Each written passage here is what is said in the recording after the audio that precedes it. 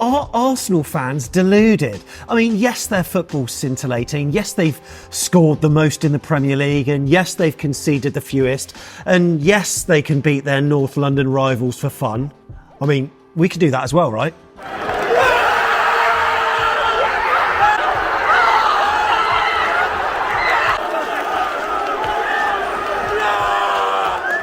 But are they going places? Can they win the league? Welcome to the big back of the net preview. It is Arsenal versus Bournemouth, and it's on Saturday at the Emirates.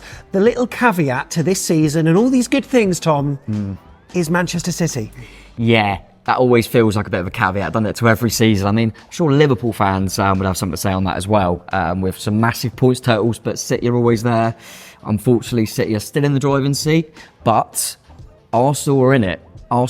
They cannot afford to know that if City slip up, they haven't taken advantage. They've got to win all their games now, Arsenal. And yeah, I mean, they're in a good place to do that. Everyone was saying their hardest game was probably the Tottenham game just because of the rivalry, but they swept them aside, really. And yeah, can we spoil it? Probably not, but could we? Could we? So Bournemouth are the banana skin. We sadly weren't last season, although after 11 seconds, we thought we might be. Here's what happened. It's painful.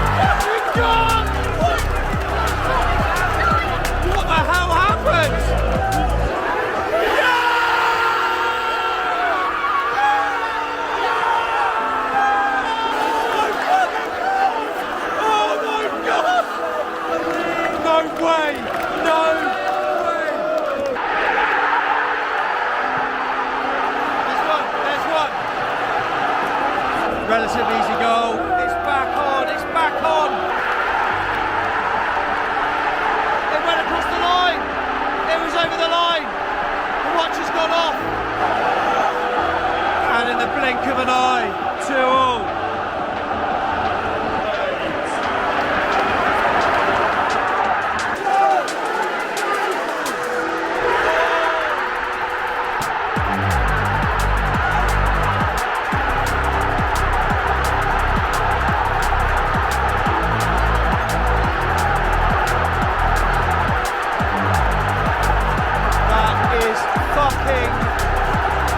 Devastating.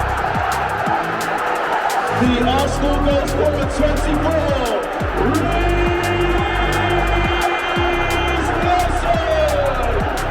Substitute.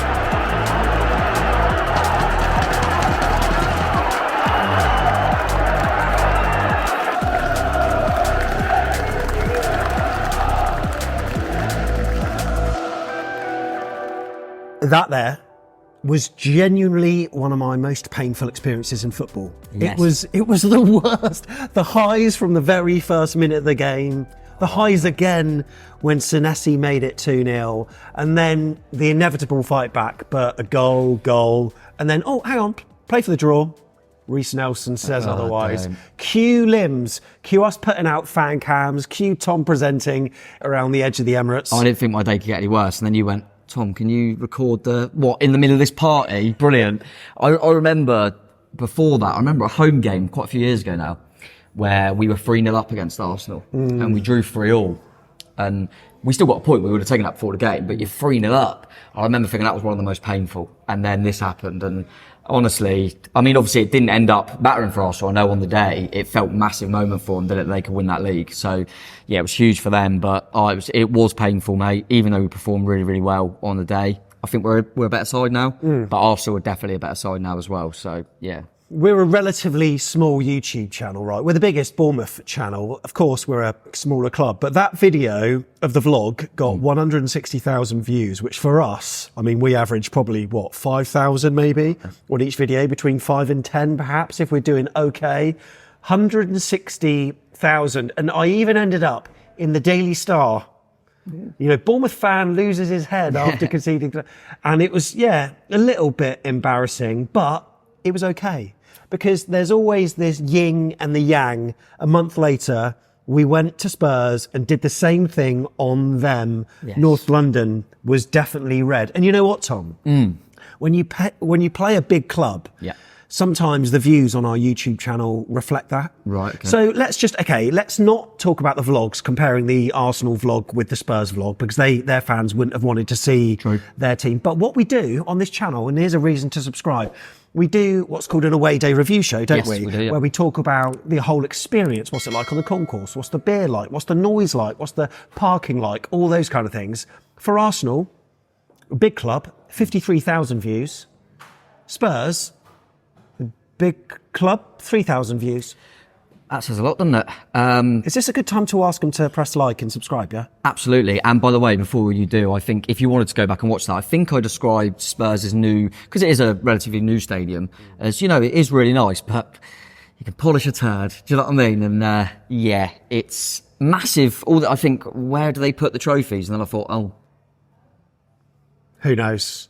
And while I'm in the complimentary mood, I'm going to chuck a few phrases at you, Tom. Clearly knows ball. He's an honest fan. Love this guy. This guy is great. This guy talks sense. Smart analysis from this guy.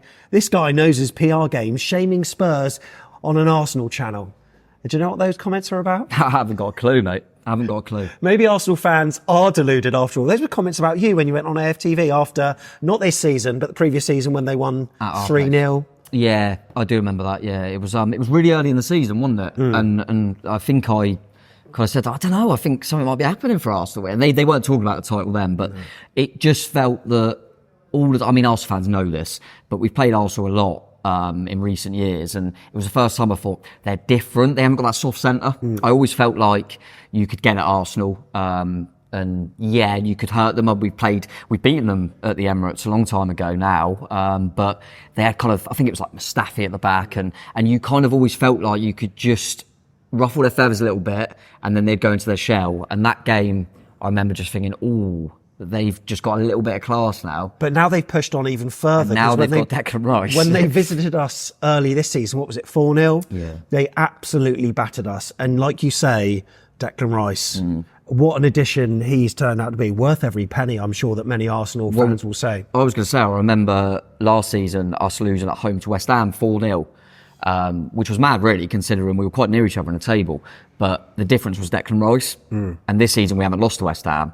And the difference was unbelievable. And I remember thinking, God, if you took Declan Rice out of West Ham, we wouldn't have lost that game. We just lost 4-0. And he's obviously gone to Arsenal. It's mad, but you're kind of going, was he cheap? I mean, he is honestly incredible. And I've always liked Odegaard. So yeah, listen, the more I'm talking about Arsenal, the more I'm thinking we might not be able to do anything. But as we said about, Tottenham, we'd never won at Tottenham before, and we won there last season. We never won at Old Trafford, and we won there this season. But we could be like Super Mario in Mario Kart, getting a banana skin, chucking it behind you. Do you remember that? Playing that on the Wii and all that.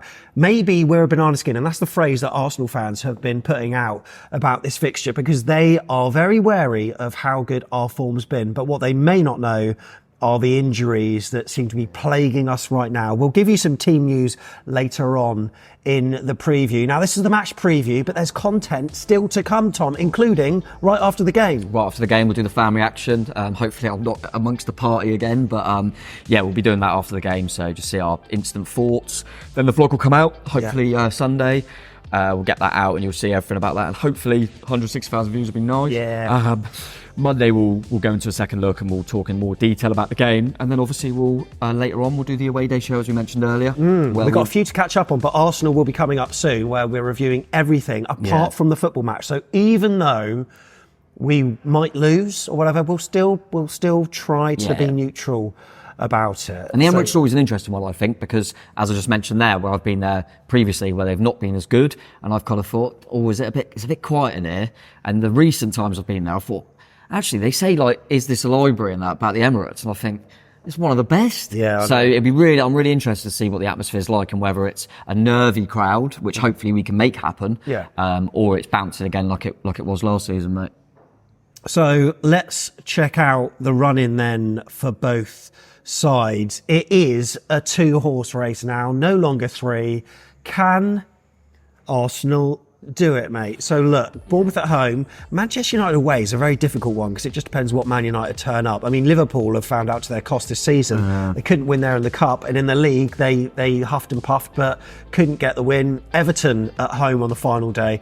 Manchester City, if you're going to look for fixtures there where they could drop points, I mean, there's one that does stand out, but would they want to be doing Arsenal a favour? I doubt it. That's the thing, and it definitely depends on where Tottenham are at that point. If they're pushing for 4th. Yes, so I think there's a possibility, obviously, that Tottenham have basically finished 5th. And if that's the case, then I don't think there'll be too much motivation to help Arsenal if obviously it's still in question at that point. There's a few games beforehand.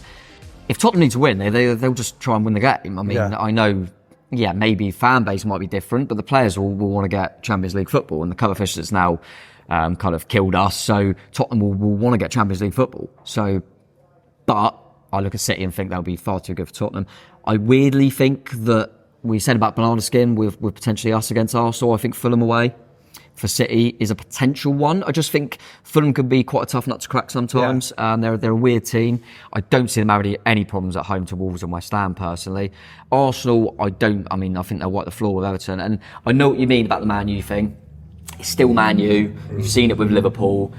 They'll get up for the big game, but I just think Arsenal were a level above United. So I honestly think Arsenal's hardest game is us, and that's because of the form we're on. I think if I had to put money on it, I think both teams win every game. And then Arsenal will look back to recently with that Villa game where they couldn't quite get over the line. But listen, Arsenal will just be saying now, let's just win every game and see where it takes us, because you never know. What is it about the Basque bosses this season in the Premier League doing very well? And little did I know that Arteta and Iraola actually played youth football together. There's a picture of them in the same team. Little cuties just want to grab their cheek. But look at the league table. Arteta is doing all right, isn't he? Top of the league, pretty good form at the moment. And Manchester City breathing down their necks. Of course, they got a game in hand.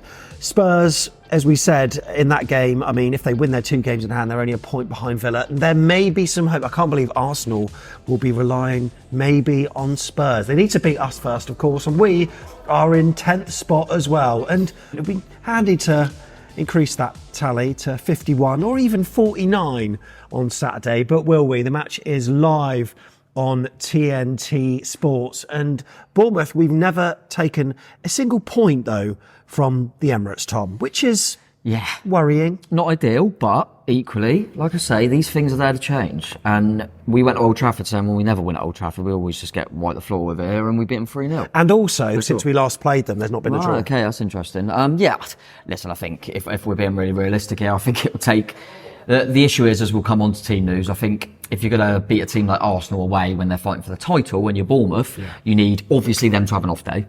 You need to be bang on it, and you need to have everyone available.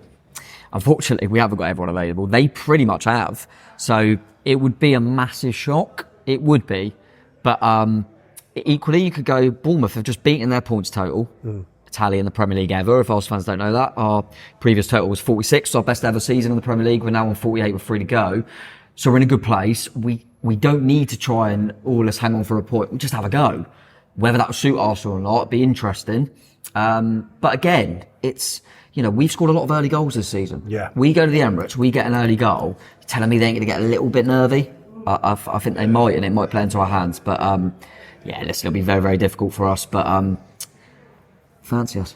You fancy us. Right, let's check out that form table then. And since our home game against Arsenal at Dean Court back in September on their own patch, we'll go through the results of recent coming up with Tom. But they beat Man City 1-0. These are some kind of statement results. Liverpool 3-1, Newcastle 4-1, Chelsea 5-0. It's only 2 defeats. 2-0 West Ham and Aston Villa, who were the only side actually to do a double against them this season. So But look at that. are we more like City, Liverpool, Newcastle and Chelsea, or are we more like West Ham and Villa? I'd say we're more like West Ham and Villa. Well, there you are. There you are. Maybe you've answered it, but yeah, being third in that form table after the last 10 is pretty good reading, I've got to say. So you may have noticed we're at the QP again. Now, we're not in our usual location, the QP. Did you know that there's another room in here? Did you? Yeah, there's a pool table, dartboard. There's another side to the bar. It's actually quite a spacious area, Tom. You see me at the treble earlier. Did you? You saw me at the treble. I called it out. I bloody called it out. Yeah, nice little dartboard over there. Yeah, it's nice in there.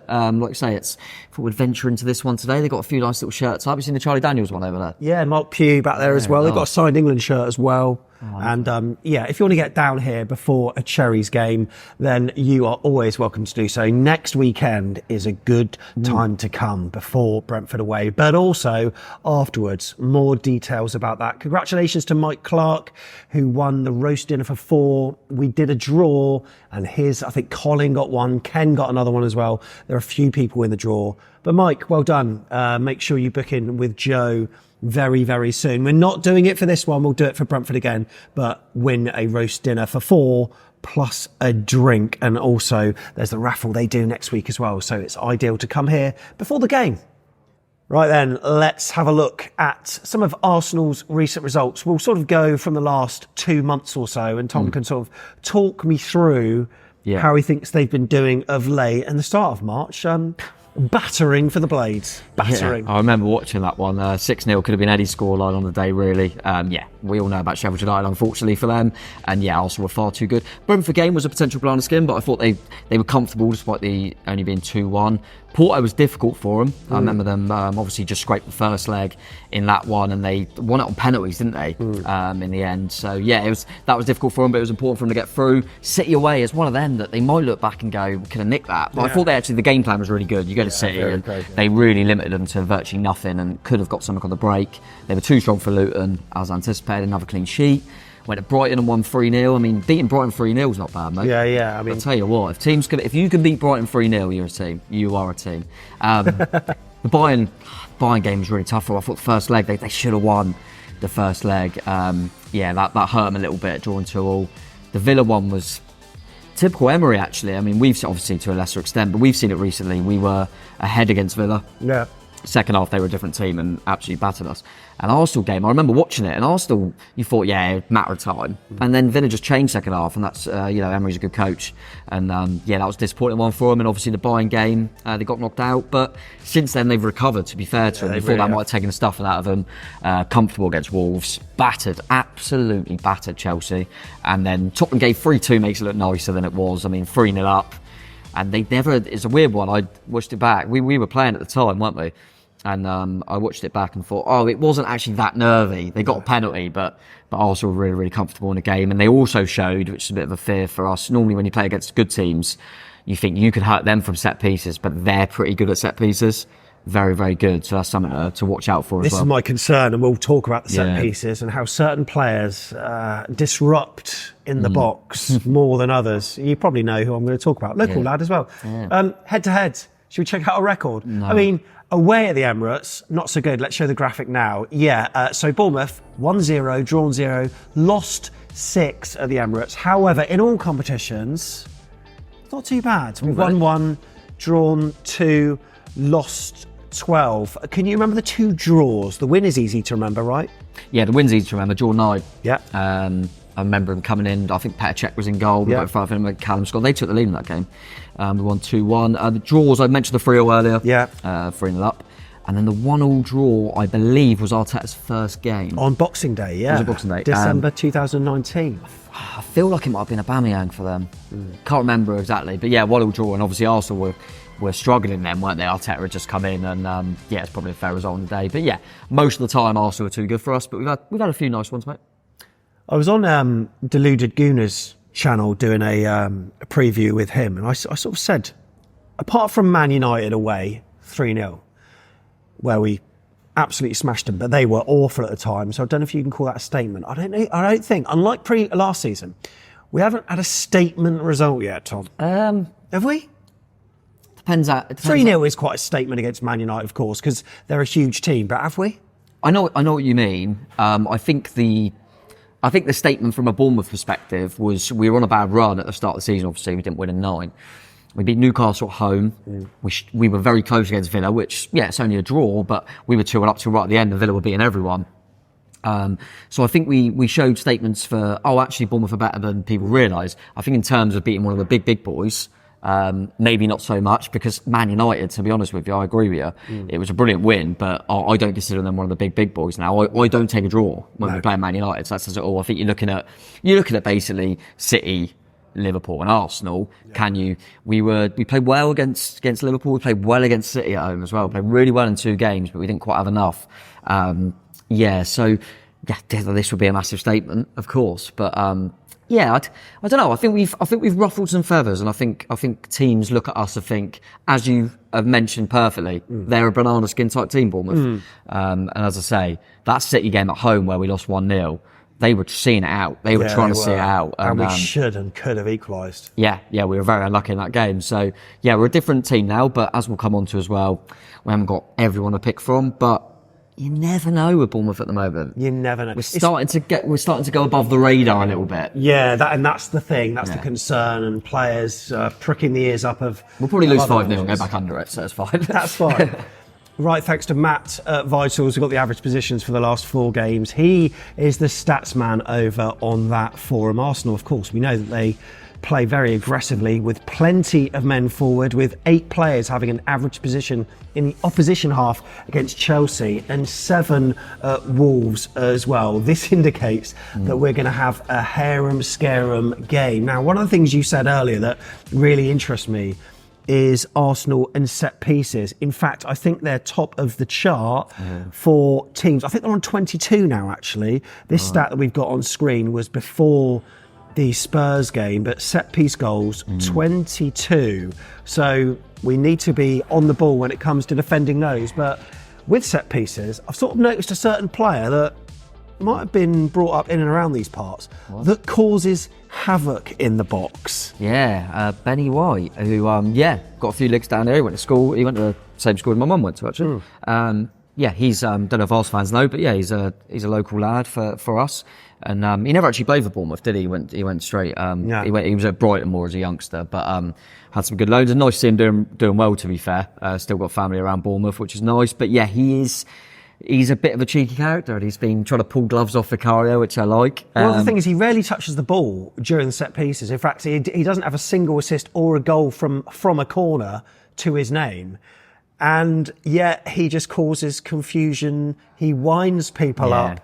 And he's someone that can always cause mischief without doing much. Yeah, he was like trying to see if he could get Vicario's gloves off from a corner, which I like. But yeah, you just try and make yourself a nuisance. I think you've got to have one of them. When I've played football, if we've got enough back, normally I have to sit back for a quarter because I'm only little. But occasionally, if I'm in the box, I just go on the keeper and just be a knob. I can imagine you being. I just go on the keeper and just put my bum into him, and do you know what I mean? Just you make them think about you, and then they're not concentrate. Do you know what I mean? So yeah, I like that. But yeah, they are a threat from there. We were talking the other day because our centre half, Michael Senesi, scored again, and he scored quite a few this season. I remember when we were talking about other defenders that score a lot, and Gabriel was one of them. He's one to look out for. He's very, very dangerous from set plays for sure, but. Equally, when we went to the Emirates last season, I think we scored from one, didn't we? Senesi, header. So, be interested. I think they're probably a little bit more dominant defensively from their positions now. Obviously, we don't want to disrespect Aaron Ramsdale because come home if you want, Aaron. Yeah. But yeah, David Wright's obviously come in there now, and he's probably a little bit more commanding from those situations. So yeah, that's definitely one to watch out for, mate. But we'll be doing our homework on that for sure. It's funny, like I think now Arsenal fans. All in unison seem to get Arteta, whereas I think up until this season there was still a bit of a schism, a bit of a split, but now I think they can all realise that they're going somewhere with him. And they've got this kind of steel and grit, and he's got this backbone throughout the side. I mean, Raya's an excellent keeper. Saliba at the back is an absolute Rolls Royce. Then you've got Declan Rice. You've got this whole, lots of different, sort of levels within this team. It's a well-oiled machine now. They really are. And at some point, they would have won titles had it not been for Pep already. Yeah, and I'm sure Jurgen Klopp would say the same about Liverpool. You know, that unfortunately up against City at the moment. I always think of you go to tennis and Andy Murray. He'd have won more if it won for Federer and probably Djokovic. And unfortunately, they're in that spell at the moment. But yeah, Tim Henman would have never won because he was. Hey, bit of respect on Tim. But yeah, it's a difficult one. But yeah, I think Arteta, I got it at the start of the season. I was one of them that thought, why have you got another goalkeeper? But, you know, it's raised them a little bit, and it's hard for us to say that because we love Rambo. I think people forget Ben White won the right back, and he's made him a brilliant right back. I think a lot of them said, why are we buying Kai Havertz? And he's really linked them together. Havertz scores again. They brought Trossard in from Brighton, and the amount of crucial goals he scores, whether it be off the bench or starts. True, actually, yeah. And you look at it now, and you go, two of his main signings when he come in was Zinchenko and Jesus, and they can't get in the team. And he brought in a big player in Timber, who's their only injured player. And so he hasn't been able to play. And I think the little things I saw of him, I thought he's going to be a player. So he's, recruited really well, hasn't had many duds really. I think with injuries and stuff, maybe Fabio Vieira hasn't quite worked. But apart from that, he's made some really good additions, mate. And as you say, it's the first time in a long time. Arsenal have always played good football, in my opinion. First time in a long time I thought they're steely. They're organised, they're hard to break down, they don't concede goals. And I think Arsenal fans were waiting for that because they were always just shipping too many goals. So yeah, Arteta's a proper gaffer, mate, and they're going in the right direction. It'll be mad, but how good they've been this season, they're probably looking like they're not going to win anything. So which is mad. You mentioned Timber there. Yeah, he's the only player that probably won't be in the squad. So they're in a good place injury-wise. There's no return date set for him, whereas with us, my God, we've got 9 players and Antoine Semenyo is our most recent. There's the list on screen that you can see. Ryan Fredericks, of course, we never know when he's going to be back, if he's ever going to be back. Marcus Tavernier. His last game was at the Emirates. If Arsenal don't know, Ryan Fredericks, his last game for Bournemouth was at the Emirates. That's mad, isn't it? Yeah. Sinistera, Roman Fav, Milos Kerkez, Tyler Adams, Ilya Zabani. I think he'll be all right. I think he'll be okay. Chris Mepham's been out with an illness. Semenyo as well. We don't know how serious it is because we are recording this before the presser, so we don't quite know how bad it's going to be. Tom, shall I ask you a question that you really don't care about anyway? I don't care. Referee, who is it? Do you want to know? Go on, then. David Coote. Well, I've heard his name before because we always do the joke that he's cute. Because that. We've had him 3 times this season. Come on. Home against Chelsea. 0-0. Away at Everton. Oh, the worst day of the season. Away at Burnley. A win. Hey, we take it. We take it. We move. Come on. Right then, Tom is now going to guess both sets of teams. Let's go. Right, start off with Arsenal then in a familiar 4-2-3-1. Yeah, I'd say so. I think it's easy to kind of go unchanged and stuff for Arsenal. I'm gonna make one in there, but I am gonna stick with obviously Raya in goal. Ben White will definitely be at right back. Saliba and Gabriel will definitely be the centre halves. Left back's always up for contention because they've got a few options in there. They've played Kivior a lot. They've got Zinchenko, but I think Tomiyasu's come back and done really well. He can play on the right though as well. He can. He's quite versatile. Very flexible. I think he's one that will probably stay in there. And Thomas Partey's now back and performed really well. They could put a Jorginho in there, but I think in this game they'll continue with Partey and Rice. Saka will definitely be off that right side, which will be difficult for us because we haven't got our left back, so I don't know what we're going to do there. I'm on the left side is where I'm going to make the change. I think he's going to bring Martinelli back in and leave Trossard out. Right. Trossard's done a lot off the bench as well, so there's no problem in play either, but I think he's just going to give Martinelli a go. Odegaard, obviously in that 10 role, who, in my opinion, particularly if Arsenal win the league, has been the best player in the Premier League. And Havertz will lead the line, I would have thought, mate. But they're going to have people like Jesus, Trossard, Jorginho, all available on the bench if they need them. So, yeah, strong team. Can't wait. As for us then, familiar formation as well, 4-2-3-1. Right, what you go for on this? Yeah, difficult one, but is it? I mean, Travers will stay in goal, yeah. I'm sure. He's come in for Neto and kept 2 clean sheets, so I don't see why he wouldn't start. Still going to stick with Smithy at right back because he's been really, really good. Right. Despite Aaron's being surely worth a booking. Smithy, yeah, 100%. I think we'll have a few, to be honest with you. Sabani, I'm hoping he'll be back, so we'll put him in there with Senesi. And obviously Kelly's going to have to move to left back, I think. But that's quite good against the pace of Saka, maybe. Maybe, and I'm going to talk about how I think there's a potential of me getting the personnel right but the formation wrong. Okay, right, yeah. So I'm going with our normal. So Cook and Christie, I think Christie will definitely come back in, play with Cookie. Scott will play in the 10. because Kluivert's going to have to stick with a wide position, and Ouattara's going to have to move there because of Semenyo's injury. I think they're only playing Kluivert on the wing because it goes with the song. Yeah, no, absolutely. And then, unfortunately for Unai, but I think it's a game where Dom will go back up front and Unai will go back on the bench. However, yeah, the reason I've done this is because he normally sticks with the same formation, Iraola, but he changed when we went to City away. I know it didn't work, but sometimes he looks at the opponents, and when they're a big side like Arsenal are, he might look at how we can change it a little bit. And if you look at that personnel there, quite comfortably, Kelly can slide in to make a third centre-half. Ouattara can then move to wing-back. Scott could go a little bit deeper into the free, and Kluivert can play just off Solanke. And you play more of a free. Yeah. So I think that's why he'll go with potentially Kluivert off the right and Ouattara off the left, which they could easily change. I think naturally you'd say Ouattara's better on the right and Kluivert's better on the left. But because of the way I think Kelly could maybe cover in, that's why I'm going to go with that. There's a case maybe to say that Ouattara played well at left back. I just think against Saka, it's going to be difficult. So I think it actually works with Kelly going over there. But yeah difficult for us because we haven't got many options. I mean, off the bench, we're going to have probably Unai as our only main kind of options come on. Maybe Billin as well if he's recovered from his illness. But yeah, we got a few out, unfortunately. But we'll give them a go, mate. And I think we'll press them high, and it'll all be about whether they beat our press or not. And if they beat our press, we done it against Brighton. We all said exactly the same thing. They play, they'll have all the ball. Can they beat our press? And they couldn't. And we absolutely destroyed them. Arsenal are so many levels above Brighton. So it's whether they can beat that. And if they start getting people like Erdegaard on the ball and that's not close enough, then we could be in trouble. So, as you may have seen on social media, during the 14th minute of the game on Saturday, the Arsenal Supporters Trust and everyone connected with the Gunners are calling on all supporters present to give a minute's applause in tribute to 14-year-old Daniel Angerin, who tragically lost his life on Tuesday, the 30th of April in the Hainault sword attacks. The Arsenal-loving Daniel will be truly missed by all who knew and loved him. And of course, our thoughts and prayers are with his family and friends. 14 minutes, when the clock hits 14, make sure you join in with the applause for Daniel. Right, Tom, prediction time then. What are you going to go for this? I mean, usually we would do a sort of head and heart. I think maybe both are in agreement this time round, right? No? Oh, God, you've got a cheeky little glint. No, look. You've got a glint. No, we'll start with the head. All right. We'll start with the head. We're playing all right, but we've got injuries. We've got a lot of injuries. Arsenal going for a title. They're at home. They can't afford to slip up. They're going to be too good for us. 3-1 Arsenal, 4-1 Arsenal, something like that. But what's the point? If it's boring to just go with your head all the time. I think sometimes you've got to look a bit deeper. You've got to go in your heart, and you've got to say, you know what? Could we? Just all I'm saying is right. They're a lot better than us as a football team. Yes, they are. All the stats would suggest they're going to win this game.